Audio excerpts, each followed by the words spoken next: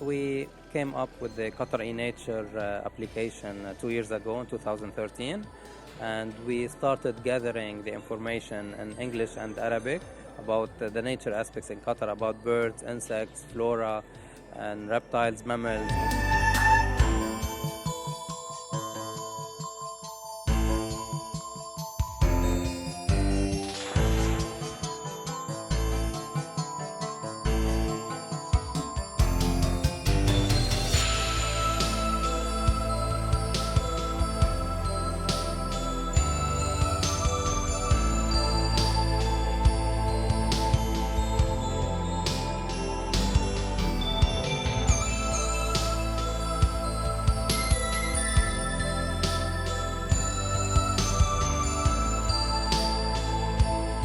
Our aim is to create the awareness and among the population in Qatar about the environment in Qatar, and we're focusing more on the students, on the schools. That's why we're doing a schools contest every year.